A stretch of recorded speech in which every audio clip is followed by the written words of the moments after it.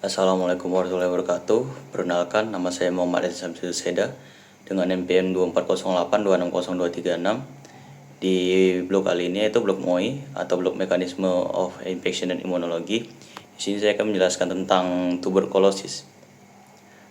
Tuberkulosis sendiri adalah penyakit menular kronis yang disebabkan oleh infeksi Mycobacterium tuberculosis, terutama menyerang paru-paru, tetapi juga dapat menyerang organ lain seperti atau TB ekstra paru. Tuberkulosis sendiri menyebar melalui droplet udara saat penderita batuk atau bersin. Penyakit ini masih menjadi masalah kesehatan global, terutama di negara berkembang seperti Indonesia. Untuk jenis-jenisnya ada tuberkulosis paru aktif, tuberkulosis ekstra paru, dan tuberkulosis laten.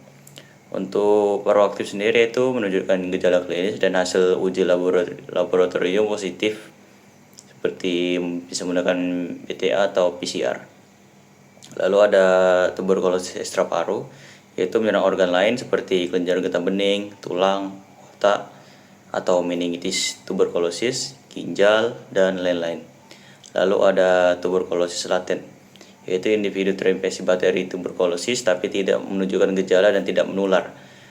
Berisiko reaktivasi menjadi tuberkulosis aktif jika imunisasi menurun. Lalu ada penyebab dan mekanisme infeksinya. Untuk agenda sendiri itu ada Mycobacterium tuberculosis, yaitu basil tahan asam atau BTA, memiliki dinding sel lilin seperti mycolic acid, lalu tahan fagositosis dan antibiotik biasa. Untuk mekanisme masuknya, dia masuk lewat droplet inhalasi, lalu ke alveoli paru, lalu ke fagositosis oleh makrofag, lalu ke bakteri bertahan dan berkembang, dan terakhir membentuk granuloma atau tuberkel.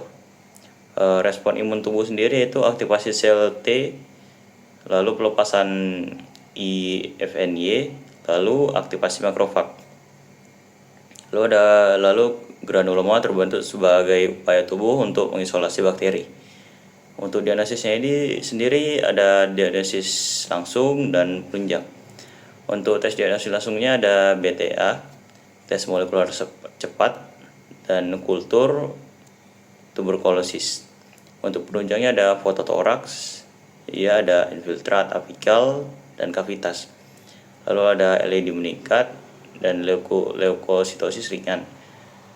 Lalu ada IGRA atau mantox untuk TB laten. Kita lanjut ke manajemen dan pengobatan. Untuk pengobatan tuberkulosis ada 3, ada aktif, ada laten, dan ada resistensi obat. Untuk laten sendiri, untuk aktif sendiri dia ada total durasi 6 bulan. Pertama ada fase intensif selama 2 bulan, itu riamfisin, isoniazid, pyrazinamid, dan etambutol.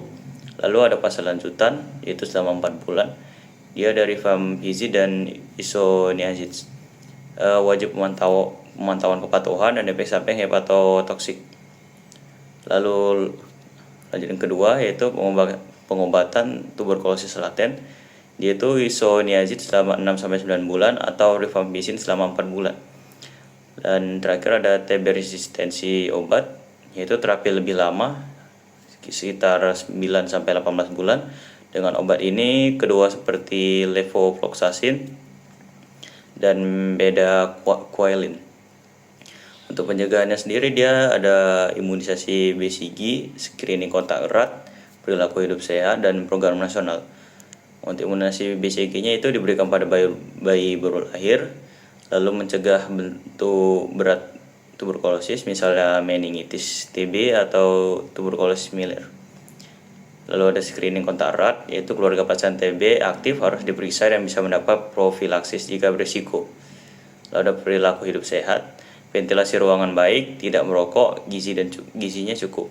Lalu ada program nasional, itu ada DOTS atau Directly Observed Treatment Short Course, yaitu pengobatan terawasi untuk mencegah resistensi.